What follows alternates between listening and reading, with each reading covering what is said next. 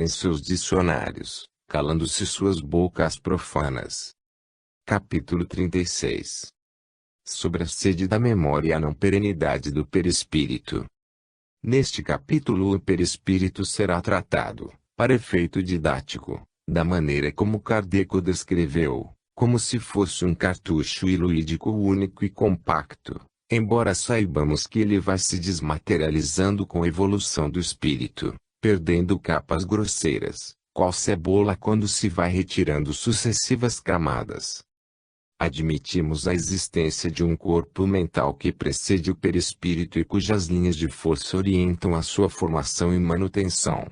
Todavia, insistimos em dizer que neste capítulo, perispírito representa todo o conjunto de revestimentos do espírito, razão pela qual, perca ele todos esses envoltórios restando apenas um deles, sumamente etéreo, ainda será o perispírito. Visto este detalhe, passemos à opinião de alguns pensadores espíritas, sem a preocupação de aprofundamento ou sequência. Gabriel Delany: a memória não reside no cérebro, está contida no perispírito, reencarnação. Emmanuel: e ainda pois, ao corpo espiritual que se deve a maravilha da memória, chapa fotográfica, onde tudo se grava, sem que os menores coloridos das imagens se confundam entre si. Dissertações mediúnicas.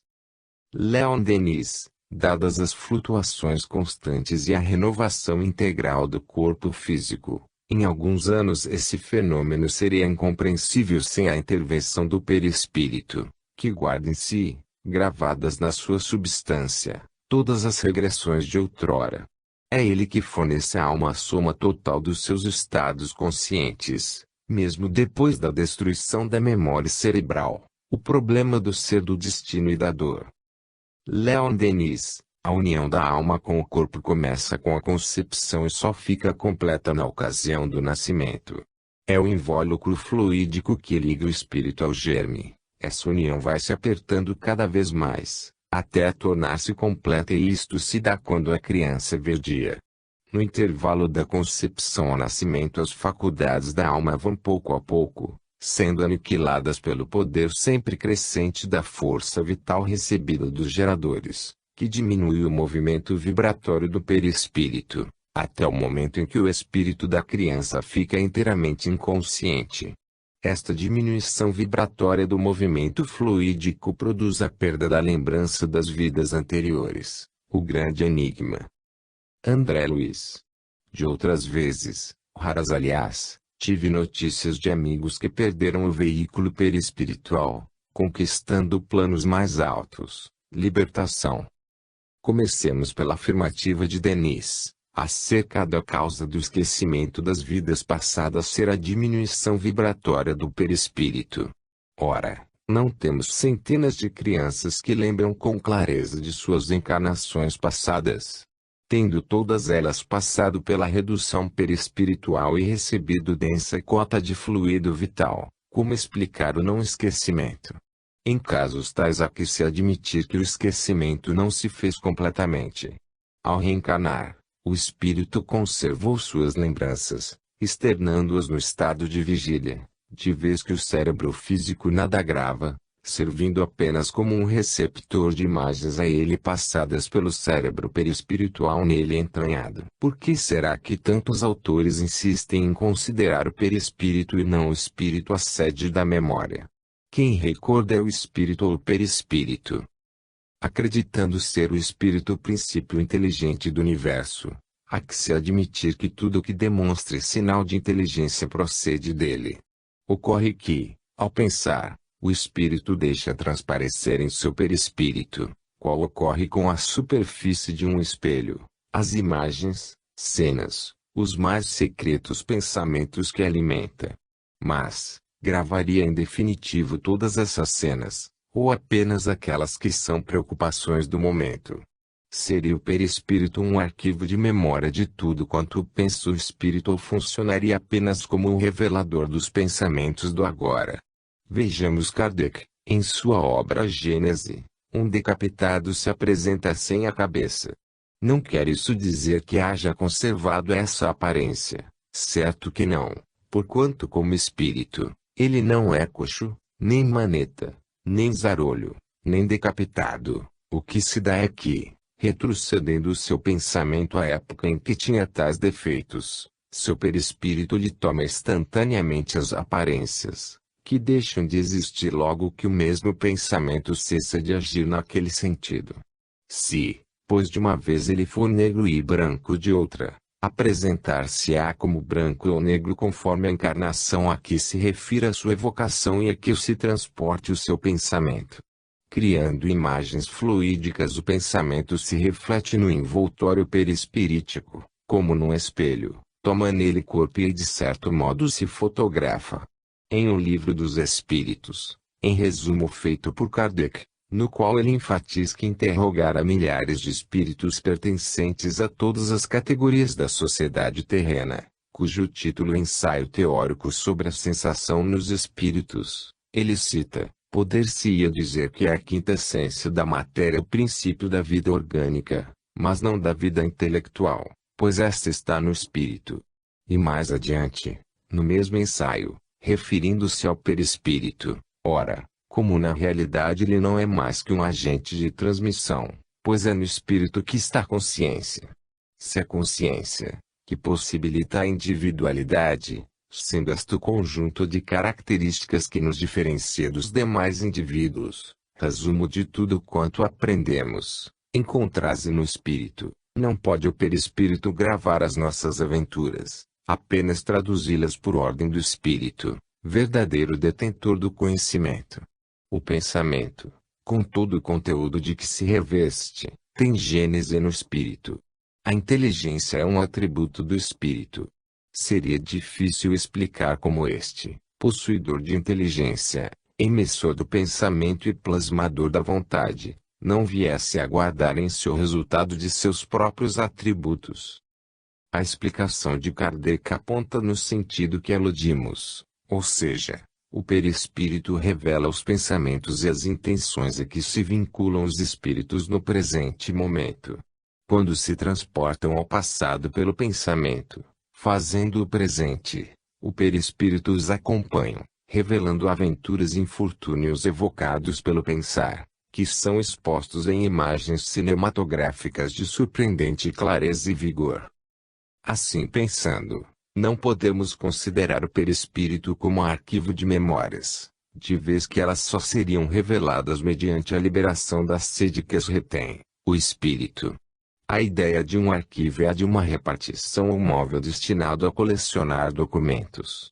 Admitindo o perispírito como refletor da memória psicológica e preocupações a que o espírito se apega, ele jamais seria um arquivo de memórias.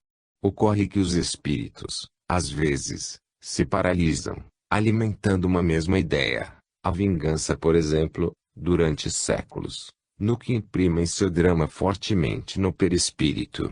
Todavia, mesmo por séculos, aquela é a preocupação do momento. Certa vez atendi um casal de escravos que odiava com todas as suas forças a um frequentador do centro espírita onde trabalho. Este sofria de crises epilépticas e ataques de loucura, no que era acorrentado por seus pais. O casal de escravos, enquanto encarnado, fora violentado sexualmente pelo atual perseguido, ocasião em que foi despido e amarrado a um tronco, sofrendo ambos as mais cruéis humilhações. Após o ato consumar-se, a mulher afogou-se no rio cometendo suicídio e seu companheiro morreu de violenta surra. Ambos perseguiam a mesma pessoa no presente, mas nem sequer se viam um ao outro. A ideia fixa de vingança tirava-lhes a noção de tempo e de espaço, a tal ponto de um deles argumentar frente à informação de que aquele drama se passara há mais de um século: "O que é isso, meu senhor? Eu saí agora há pouco do tronco. Veja, minhas carnes ainda estão marcadas." A ideia dominante nos dois era a humilhação pela qual passaram e queriam vingança a qualquer custo. O drama já se perdera no tempo para todos nós, mas para eles era atual como hoje. Apenas a dor e o sentimento de vingança os envolviam. Natural nesse episódio que as cenas de humilhação ficassem petrificadas em suas mentes, e em cores vivas em seus perispíritos. Todavia, o que se vê nas reuniões de desobsessão nem sempre se enquadra nesse raciocínio. Quando um espírito necessita passar por uma regressão de memória, o que ele geralmente rejeita, todo o seu passado vem à tona sugado por força irresistível, desnudando-lhe as entranhas, revelando fatos que ele tudo faz para esquecer e fugir. Em tais ocasiões ele pode reviver seus crimes como se os estivesse praticando naquele momento. É uma volta ao local e às ações do passado. Esse tipo de regressão profunda, esse mergulho nos séculos, é bastante comum no cotidiano das reuniões de desobsessão, entendendo-se que o comunicante foi magnetizado, recebeu a ordem hipnótica de regredir e atendeu voltando ao ponto traumático de sua vida. Mas casos há em que o comunicante apenas vê cenas de sua vida no condensador ectoplásmico, espécie de tela fluídica à semelhança de um espelho. Tais imagens, passadas ou presentes, são projetadas sem a concordância do espírito, que em livre consciência as evitaria. Poderiam os técnicos em leitura perispiritual recolher tais imagens, que mesmo camufladas são apanhadas e expostas? Não seria o vampiro citado por André Luiz, em sua obra Nosso Lar, um caso assim?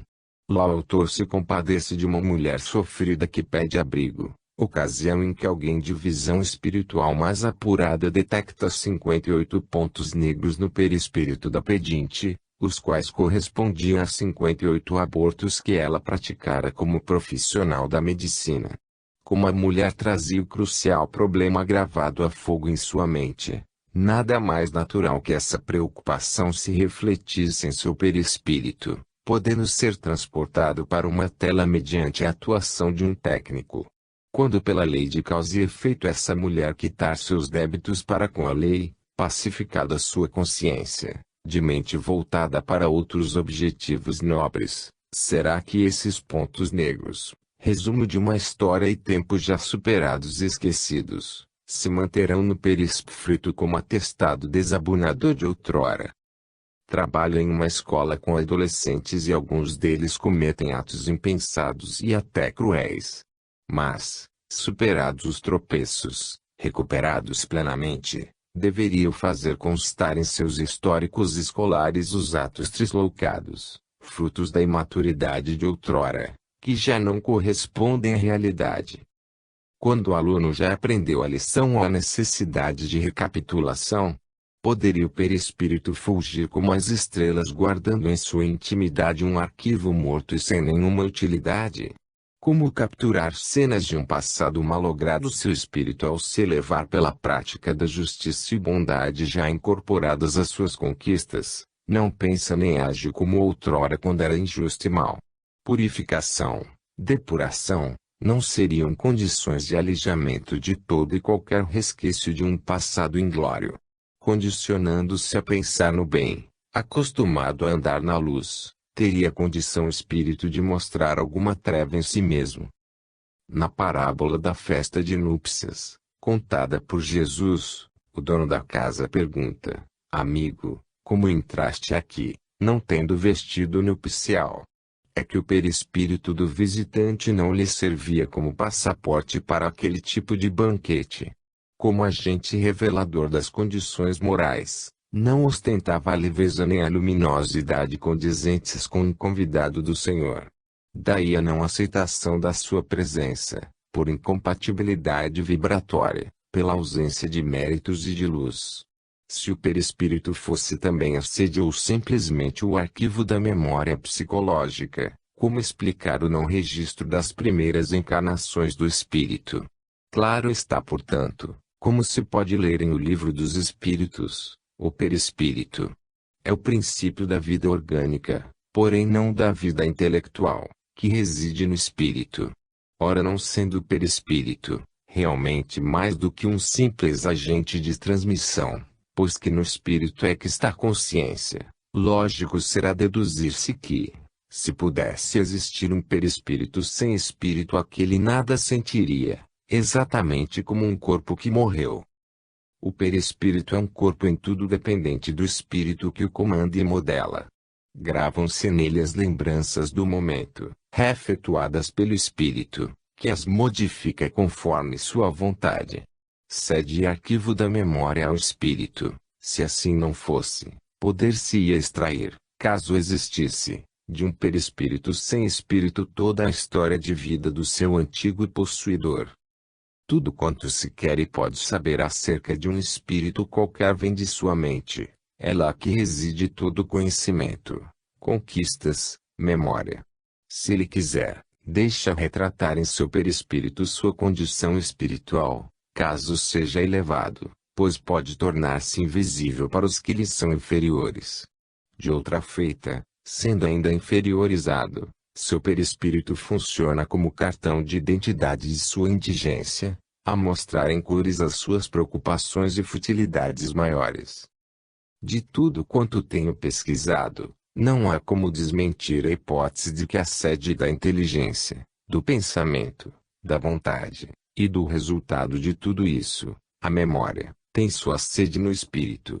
Detendo a inteligência, sendo construtor, emissor e receptor do pensamento, energia que cria e transforma, repassa para o perispírito seus desejos e emoções, que os fotografa, expressando assim o mundo interior que o caracteriza. Disse ainda que com evolução espiritual, o perispírito vai se tornando etéreo até que desaparecem suas camadas mais grosseiras. Analisemos alguns apontamentos extraídos aqui e ali da obra de Kardec, adicionando o negrito onde a argumentação nos parecer mais convincente. Haverá mundos onde os espíritos, deixando de revestir corpos materiais, só tenham como envoltório o perispírito. Aí mesmo esse envoltório se torna tão etéreo que para vós é como se não existisse. Esse é o estado dos espíritos puros. Sabemos que quanto mais eles se purificam, tanto mais etérea se torna a essência do perispírito, donde se segue que a influência material diminui à medida que o espírito progride, isto é, à medida que o próprio perispírito se torna menos grosseiro. Dizendo que os espíritos são inacessíveis às impressões da matéria que conhecemos, refemo-nos aos espíritos muito elevados, cujo envoltório etéreo não encontra analogia neste mundo. Hão dito que o espírito é uma chama, uma centelha.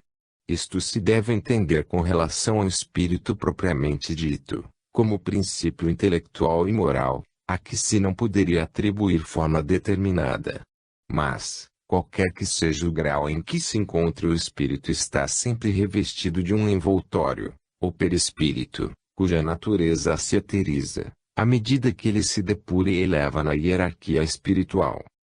Essa igualmente a forma de todos os espíritos não encarnados, que só têm o perispírito, a com que, em todos os tempos, se representaram os anjos, ou espíritos puros. Devemos concluir de tudo isto que a forma humana é a forma de todos os seres humanos, seja qual for o grau de evolução em que se achem. Se a forma humana é a mesma, isso prova que o perispírito não desaparece, pois o espírito em si não tem uma forma. A natureza íntima do espírito propriamente dito, isto é, do ser pensante, desconhecemos-la por completo. Apenas pelos seus atos ele se nos revela, e seus atos não nos podem impressionar os sentidos, a não ser por um intermediário material. O espírito precisa, pois, da matéria, para atuar sobre a matéria. De que adiantaria ser um espírito superior, sem perispírito, impossibilitado de atuar em um mundo qualquer, desde que com algum grau de materialidade? Nesse caso, o espírito totalmente desmaterializado só poderia agir em um mundo imaterial, se aqui existe algum no universo. Isso seria elitizar, excluir, marginalizar a retaguarda da convivência com aqueles que podem e querem ajudá-la.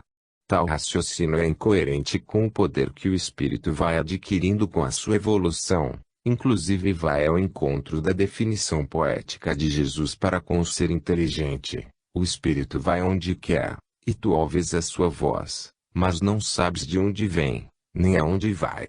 Isso quer dizer que todos os mundos são acessíveis aos espíritos superiores, que para cumprirem suas missões de auxílio aos mais sofredores necessitam de um veículo de manifestação para se fazerem entender. Em O Evangelho segundo o Espiritismo podemos ler, em grau mais elevado, é diáfano e quase fluídico. Vai desmaterializando-se de grau em grau e acaba por se confundir com o espírito. O próprio perispírito passa por transformações sucessivas, torna-se cada vez mais etéreo, até a depuração completa, que é a condição dos puros espíritos. No livro que é o Espiritismo lê-se, quando a alma está unida ao corpo, durante a vida, ela tem duplo invólucro, um pesado, grosseiro e destrutível, o corpo, o outro fluídico, leve e indestrutível, chamado perispírito. Podemos resumir toda essa problemática com as respostas dadas a Kardec pelos espíritos, por ocasião das seguintes indagações. Como podemos apreciar a liberdade do espírito durante o sono? Pelos sonhos. Crede, enquanto o corpo repousa, o espírito dispõe de mais faculdades do que em vigília. Tem o conhecimento do passado e, algumas vezes, previsão do futuro. Pergunta 402, por que não nos lembramos sempre dos sonhos? Pergunta 403, no que tu chama de sono, só o repouso do corpo, porque o espírito está sempre em movimento. A ele se recobra um pouco de sua liberdade e se corresponde com aqueles que lhe são caros, seja neste mundo, seja em outros. Todavia, como o corpo é matéria pesada e grosseira, dificilmente ele conserva as impressões que o espírito recebeu, porque este não as recebeu pelos órgãos do corpo. Isso encerra a questão. Não há esquecimento do passado senão enquanto o corpo está em vigília, devido ao bloqueio imposto pela matéria. A condição de encarnado não retira as lembranças passadas, o estado de vigília assim. Neste a memória profunda está bloqueada pela supremacia da memória imediata, a que corresponde ao estado de vigília. Os eventos vividos pelo espírito na condição de liberdade geralmente não são repassados ao cérebro físico, razão pela qual ele desconhece pela manhã o que fez durante o sono. Podemos então, através desse raciocínio, imaginar que, se a redução perispiritual levada a efeito pelos técnicos para que haja o reencarne favorece o esquecimento, logo que o perispírito volta ao seu tamanho natural, aquele se desfaz. Desdobrado do corpo durante o sono, o espírito domina suas vidas passadas. Voltando ao corpo, ele não perde esse conhecimento, apenas não consegue mantê-lo vivo por causa do predomínio da matéria que obscurece as lembranças. Desdobrado, a qualquer instante, o espírito volta a ter domínio sobre sua memória mais recente. Conclui-se assim que o que impede o espírito de lembrar suas vidas passadas nos instantes de vigília não é a redução da vibração perispiritual, mas a falta de sincronia por parte dos cérebros físico e perispiritual no que se refere aos eventos observados. O cérebro físico oferece um bloqueio para as informações não passadas por ele, não permitindo ao espírito manifestá-las em vigília. Se o espírito sai do corpo e lembra os fatos passados, entrando nele os esquece. Logo o espírito não passa a PPR um esquecimento no real sentido da palavra, de vez que lembra ao desdobrar-se de sua história de vida. Apenas tem sua memória espiritual bloqueada, banco de dados passados, para não interferir na gravação da memória atual. Encontra-se o espírito na condição de encarnado, à semelhança de um mergulhador que sob densa camada de água tem os seus movimentos tardos e a visão turvada, sem comunicação com a superfície, ou seja, sem contato com a sua memória pré-encarnatória. Quando sai da água adquire a condição de liberdade. O corpo denso é apenas um abafador, um amortecedor, um redutor do dinamismo espiritual, limitando a um plano de dificuldades a serem superadas e aprendizagens a serem vencidas. Entrar e sair nesse mar todos os dias é pois um exercício penoso e necessário para o espírito, que a cada ida e volta sente a alegria da liberdade e as agruras da prisão. É por esta razão que consideramos o corpo físico como o veículo de manifestação do espírito no mundo material e o perispírito, veículo de manifestação do espírito no mundo espiritual. De que adiantaria ao ser pensante dominar toda a ciência sem ter como repassá-la por falta de um veículo de manifestação? Para que uma informação chegue ao espírito, ele a recebe via cérebro perispiritual enquanto desencarnado. Encarnado, em vigília, qualquer mensagem passa pelos cérebros físico e perispiritual. Se apenas o cérebro perispiritual recebe a mensagem, o espírito, ao retornar ao corpo denso, utilizando agora um cérebro que não tomou conhecimento do ocorrido, não lembrará do fato. Esse é o bloqueio. Só quando a mensagem passa pelos dois cérebros, carnal e perispirítico, chegando à sede que é o espírito, ele tem o completo domínio da memória na condição de encarnado em vigília. Observa-se esse fenômeno nos médiuns chamados inconscientes. O comunicante atuando em seu perispírito não faz chegar a mensagem ao cérebro físico do intermediário. Este, ao sair do transe, geralmente não lembra nada do ocorrido. Apenas nos médiuns conscientes, onde a mensagem lhes chega ao cérebro físico, há lembranças do que foi tratado. Resta-nos um questionamento ainda. Quando um espírito passa de um mundo para outro, ele muda de envoltório, dizem os espíritos. Em primeiro lugar, precisamos distinguir a substância de que é feito o perispírito, do perispírito em si.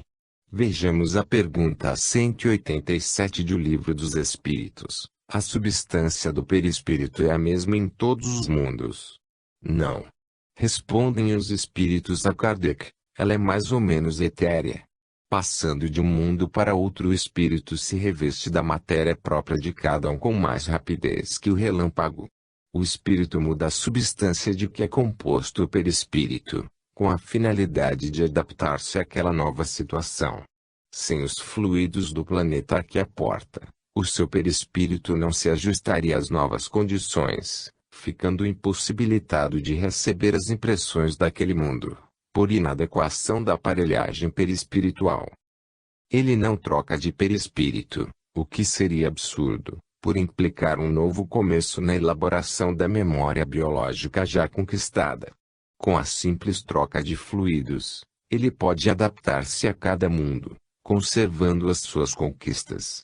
Essa adaptação, todos sabemos, não é brusca, mas gradativa, pois quando deixamos um planeta por méritos, nosso perispírito já se encontra praticamente nas condições adequadas a conviver em um outro mundo superior ao qual estamos destinados. Esse procedimento não provoca choques na memória biológica que já é inerente ao perispírito, nem desequilíbrio na memória intelectual do espírito, que não teme na adaptação científica, filosófica ou moral do novo ambiente. Depois desse exercício mental, podemos enfim perguntar: o espírito, quando atinge o estado de pureza, permanece com o perispírito ou terá se despojado dele? Voltemos ao Livro dos Espíritos. Em sua pergunta 188, os espíritos puros habitam mundos especiais ou estão no espaço universal sem estarem mais ligados a um mundo que a outro? Resposta: os espíritos puros habitam certos mundos, mas não são confinados neles como os homens sobre a terra. Eles podem, melhor que os outros, estarem por toda parte. Se tais espíritos podem ir a toda parte, no seu afã de auxiliar seus irmãos menores, necessitam trocar de envoltório quando passam de um mundo para outro, embora que o façam com a rapidez do raio. Se eles não tivessem mais perispíritos, não poderiam atuar nos mundos que lhes são inferiores, nem se comunicarem com seus habitantes. Se o fazem é porque revestem-se dos fluidos do ambiente que visitam, e se são revestidos, é porque a sua antiga forma, embora altamente etérea, permanece, podendo receber a substância que lhe possibilita atuar no cenário do mundo escolhido. Tal raciocínio nos parece lógico. Pelo menos, mais coerente com a solidariedade que o maior deve ter para com o menor, no sentido de ajudá-lo. Sem o perispírito, seria o descanso eterno, pois já não haveria como manifestar-se aos pobres e mortais da retaguarda. E isso é incompatível com as leis de amor e caridade, cuja representação e defesa devem ser intransigentes e mais fortes entre os espíritos superiores. Podemos concluir dizendo que o perispírito é um corpo que sempre acompanha o espírito. Sem esse envoltório seria impossível este manifestar-se no plano material ou espiritual. Que a sede da inteligência, do pensamento e da vontade é o espírito. Que este, ao mudar de mundo, troca apenas de substância perispiritual, ou seja, reveste a sua forma com os fluidos do planeta onde se encontra. Que este corpo tem uma memória biológica, cujo acervo de automatismo gera o instinto, espécie de inteligência não racional, mas que é também capaz de registrar em sua intimidade fatos ocorridos com o espírito, no que se refere às suas preocupações do momento. Que não devemos, em nenhuma hipótese, deixar que caia a noite sobre nossas cabeças, sem que a nossa cota de trabalho efetuada no limite das forças tenha sido cumprida, para que este corpo se ilumine cada vez mais, quebrando os grilhões que o prendem à matéria densa. Todavia, o assunto continua em aberto. Nos capítulos que se seguem, o perispírito não será tratado como um bloco ou cartucho único e compacto, mas como nos foi mostrado pelos técnicos insistentemente, com um corpo mental indestrutível, cujas linhas de força orientam e presidem a harmonização e a reagregação dos fluidos perispirituais nos casos de acidentes com este corpo. Capítulo 37. Conclusão. A primeira parte desse trabalho está terminada. Assunto palpitante de grande interesse para qualquer espírito, é leitura obrigatória para os espíritas, que há muito reclamam uma obra que aprofunde o tema de maneira clara e sem misticismo. Sendo o perispírito o veículo que nos permite a existência na carne e a manifestação do espírito no mundo material, deve ser motivo de constante pesquisa e avaliação, pois constitui a chave de inumeráveis eventos tidos e havidos como milagres. No campo científico, filosófico e mesmo religioso, este corpo plástico é de profunda relevância no entendimento da evolução do espírito, bem como da sua atuação no ambiente que habita. Estudar o perispírito é tentar conhecer a si próprio, lição primordial no espiritismo e no espiritualismo em geral. Sem esse entendimento, pré-requisito para o estudioso espírita, a mediunidade, os efeitos físicos, as obsessões, a reencarnação, a lei de causa e efeito não são explicáveis nem entendidos, por constituir esse corpo vaporoso agente pelo qual tais fenômenos se desdobram. E mais, inseparável do espírito desde a sua formação, não deixará jamais em toda a sua escalada evolutiva, testemunhando suas conquistas e retratando a sua superioridade. Portanto, não nos condenemos à ignorância afastando-nos da pesquisa séria em nossa doutrina. O convite ao estudo é um apelo à nossa redenção espiritual. Se isto é um fato, de que adianta desperdiçar o tempo tentando encontrar o mapa do céu sem que o trabalho, o estudo e a caridade estejam presentes? A segunda parte deste volume o aguarda com os porquês que você sempre quis fazer. Vem sem micoses, sem peso excessivo, sem soníferos, sem alta temperatura para não maltratar as mãos, como parece acontecer aos alérgicos à leitura. Será simplesmente um livro. E um livro não faz mal ou medo a ninguém. Ou faz? Segunda parte. Capítulo 38. Introdução. A segunda parte do livro O Perispírito e suas modelações consta das modificações a que o perispírito é submetido, seja pelo pensamento viciado ou pelas técnicas apuradas da medicina espiritual. Corpo de grande plasticidade, dobra-se ao desejo do espírito, tomando as mais variadas formas, utilizadas como instrumento de guerra pelos incautos e de pacificação pelos mansos, conforme seja o desejo de quem o manipula. Neste volume o enfoque maior é para o suicídio. Como transgressão da lei, este ato gera no perispírito, A depender do gênero de agressão usado, as mais variadas deformações anatômicas e fisiológicas, mantidas durante anos pela desorganização psicológica daquele que optou por tão desesperada fuga da existência física. Desejosos do impossível, a morte, tais irmãos se violentam pensando mergulhar no nada, e se descobrem vivos com dores e problemas maiores que os anteriores, a exigir dos séculos futuros a devida reparação à lei. Se procurarmos a dor mais atroz, a deformação perispiritual mais duradoura, a dificuldade em pacificar a consciência subtraindo-lhe os complexos mais profundos, geralmente os encontramos entre os suicidas. E comumente a construtora e mantenedora das linhas de harmonia perispiritual, projeta para o perispírito a sua carga de culpa, a traduzir-se em ulcerações e mazelas várias. Acompanham os suicidas nesta descrição, os viciados de todos os matizes, pois não há uma só transgressão da lei, que não produza um retorno com consequências danosas para o infrator, que inapelavelmente receberá a carga fatídica na proporção da gravidade da sua falta. A lei funciona soberanamente, sem necessidade do olho por olho que alguns partidários da vingança, e não da justiça, costumam reivindicar. Deus fez a lei e permite que aqueles que, em sua ignorância, tentem burlá-la, sejam caridosamente tratados em suas dores e sequelas. Sendo justiça, não a subtrai; sendo amor, abre portas ao arrependimento e janelas à renovação; sendo caridade, mostra caminhos à reparação e convites ao crescimento. O destino final de nossos perispíritos é a luz, a energia pura, o grau máximo de eterização só concebível por aquele que lá se encontra, na condição de espírito puro. Esse desfecho independe dos tropeços da caminhada, que apenas o retarda, não o modifica, nem mesmo para o mais vil dos criminosos, que após ressarcir seus débitos é atraído pela luz, rendendo-se a ela como fazem as mariposas e os vegetais.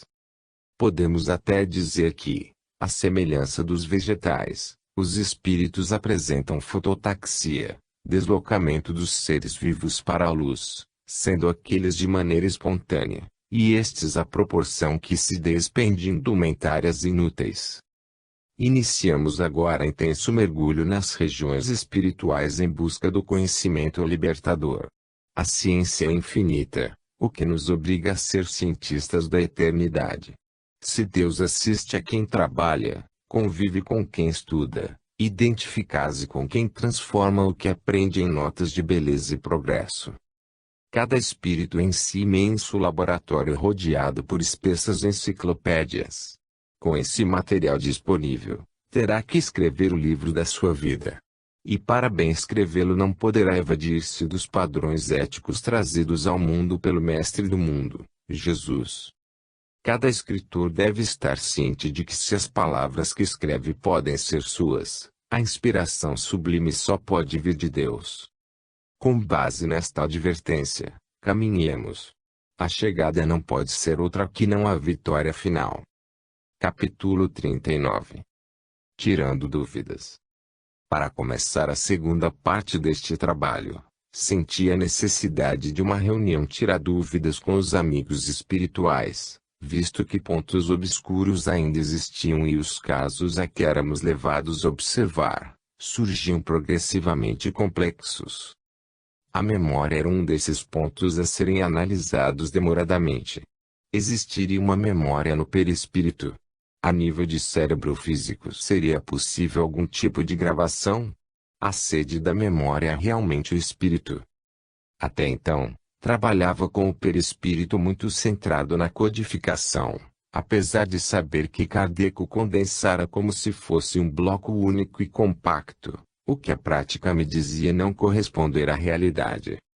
Como o melhor para começar qualquer tarefa é esclarecer de início seus pormenores, resolvi reunir os médiuns do grupo de aprofundamento doutrinário para um estudo junto aos amigos espirituais. Assunto: o mesmo que nos queimava os neurônios. O perispírito. Era preciso indagar por tantas variantes que nos mostravam. Questionar sobre a existência ou não de uma teoria conclusiva diante de tanta diversificação. Procurar entender as questões que nos atormentavam. E não tivemos inibição em fazê-lo. Armados de dúvidas, perguntas engatilhadas, bombardeamos a equipe que nos orienta, por mais de 1 hora. Se saímos sem dúvidas, quem dera. A dúvida é a eterna companheira de quem estuda, mas ficamos satisfeitos, sentimos a certeza de que os instrutores fizeram o possível para que pudéssemos entender tão delicada a lição. No mais, eles nunca nos deram nada com paternalismo, sem certificarem-se do esforço redobrado que empreendíamos, sempre exercido no limite de nossas forças. Mostram o roteiro, os passos, nossos pés que o executem.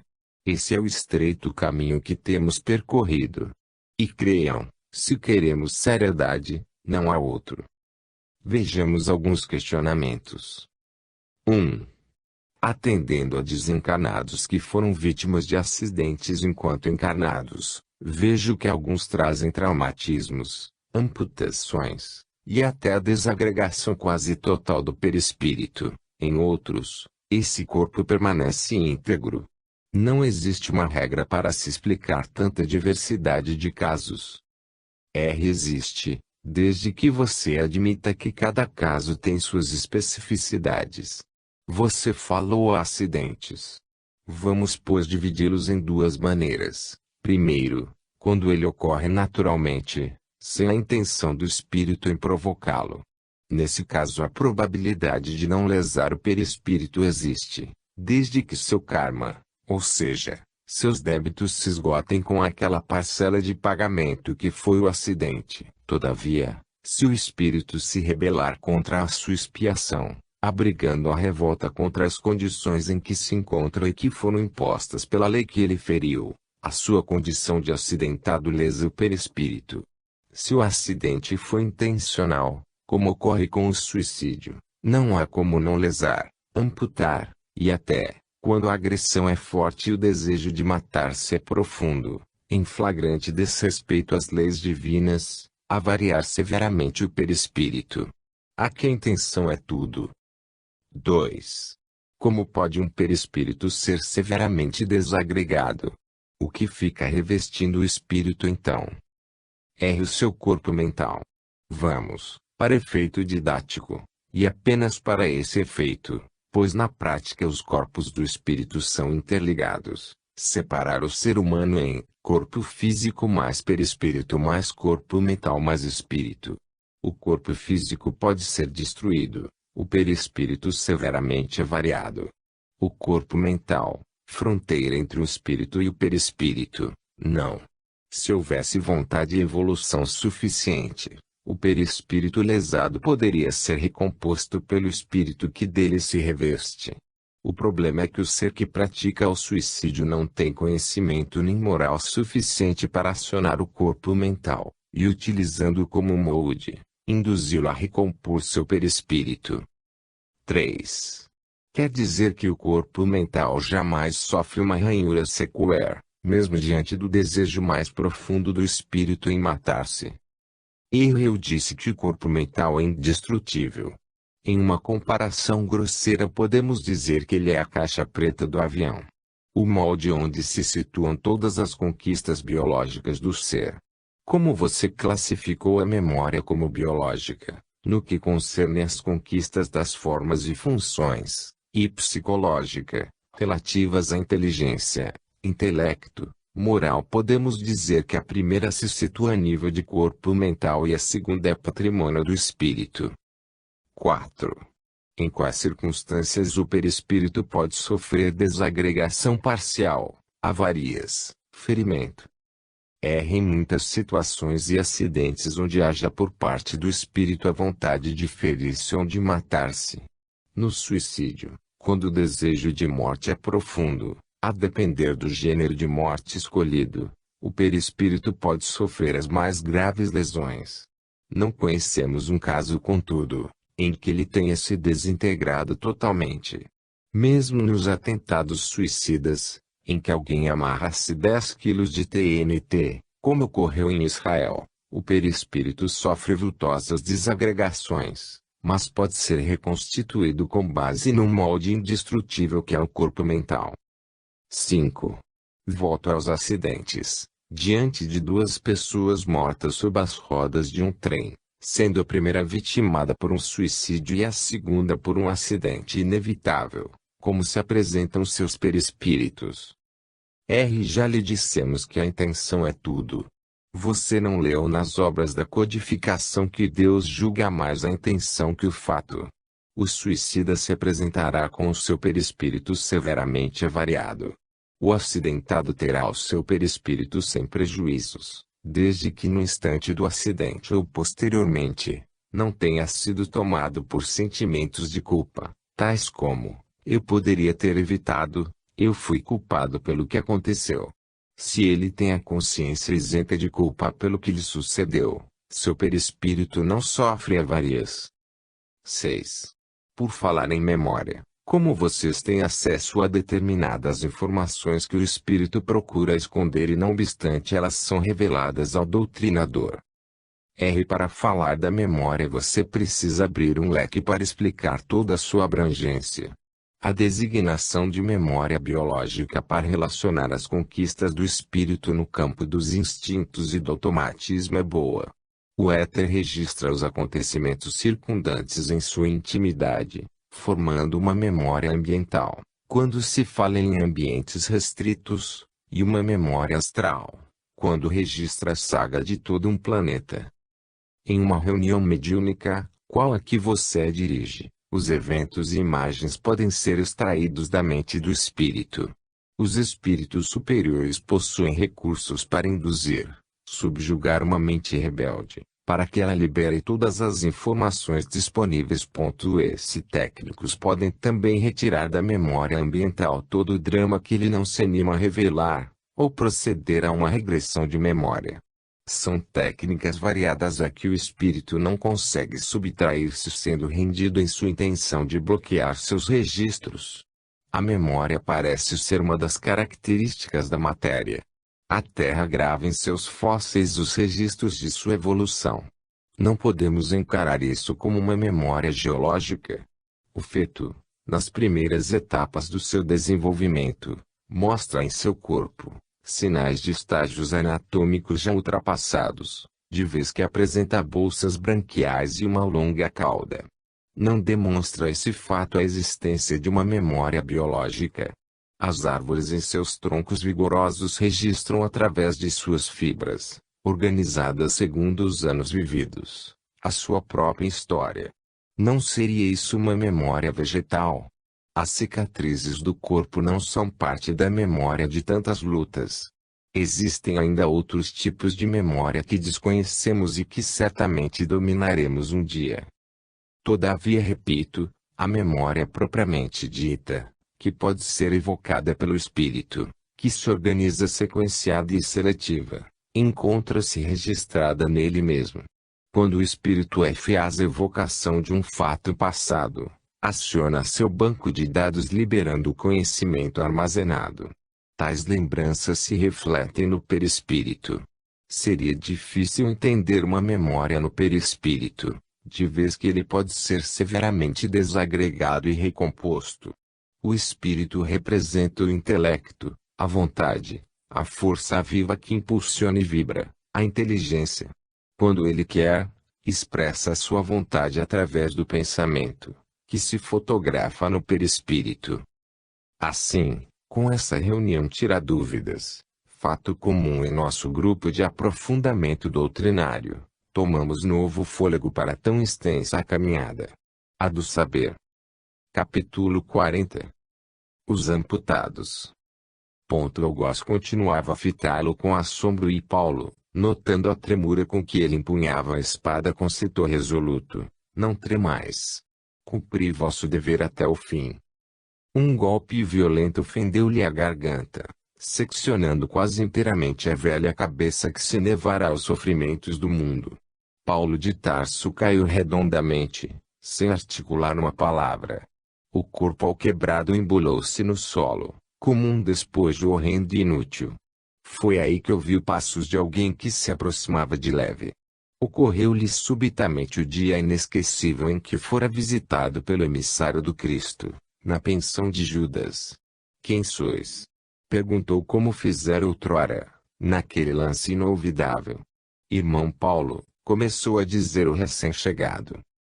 Mas, o apóstolo dos gentios, identificando aquela voz bem-amada, interrompeu-lhe a palavra bradando com júbilo inexprimível. Ananias! Ananias! E caiu de joelhos em pranto convulsivo. Sim, sou eu, disse a veneranda entidade pousando a mão luminosa na sua fronte. Um dia Jesus mandou que te restituísse a visão, para que pudesses conhecer o caminho áspero dos seus discípulos e hoje, Paulo, concedeu-me a dita de abrir-te os olhos para a contemplação da vida eterna. Levanta-te. Já venceste os últimos inimigos, alcançaste a coroa da vida, atingiste novos planos de redenção. Paulo e Estevão, Emanuel, capítulo 10. Os amputados. Sempre tive curiosidade em saber por que os amputados sentem dores nos membros que perderam, portanto, inexistentes para eles. O perispírito ficaria igualmente amputado ou se conservaria íntegro, frente aos danos físicos. Caso o perispírito sofra a mesma amputação que o físico, que tratamento lhe seria dispensado para sua volta à normalidade, uma vez que no físico, impossível se torna a regeneração. Tenho observado muitos amputados no mundo espiritual que levam anos a conviver com suas deformações, e outros, em curtíssimo espaço de tempo se recuperarem, mostrando-se saudáveis e operosos.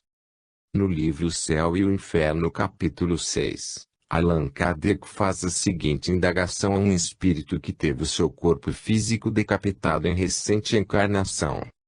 Uma vez que assim é, sob que forma vos veríamos, se tal nos fosse possível? Ver-me-ei sob a minha forma corpórea, a cabeça separada do tronco. É a resposta.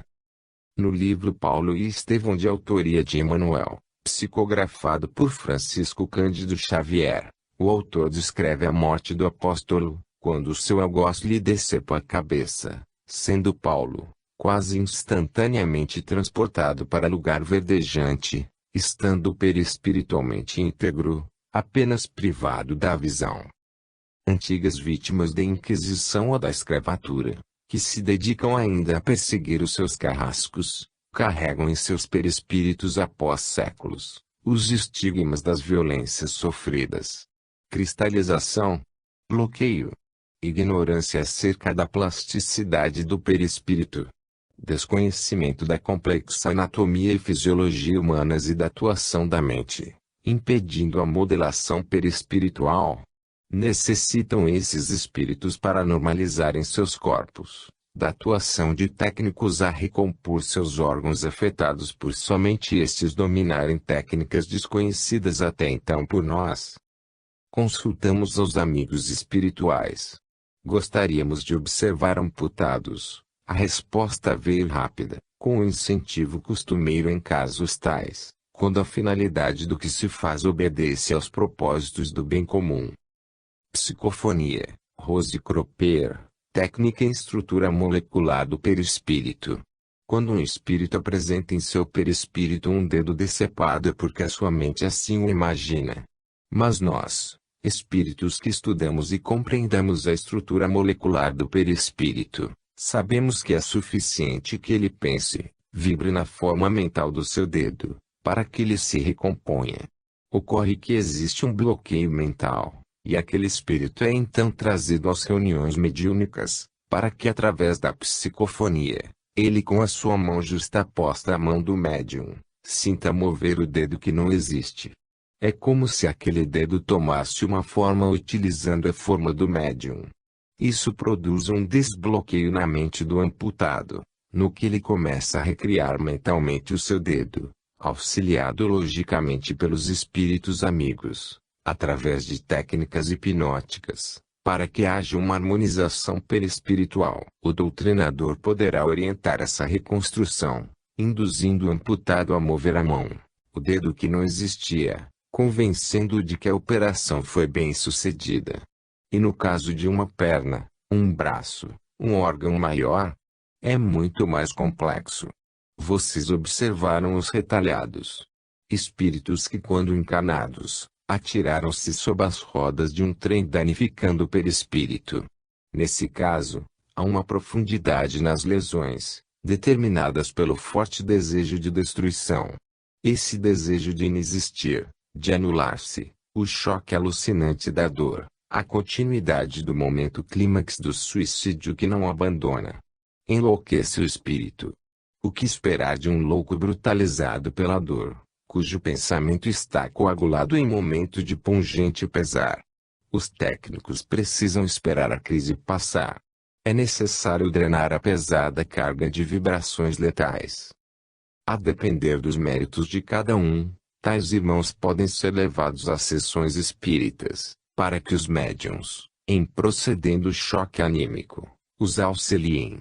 Todavia, em ocasiões assim, o tempo, as reencarnações dolorosas, o amor de Deus é que são os construtores dos órgãos danificados. Nosso trabalho nesse caso não, Senhor, reveste de muito proveito.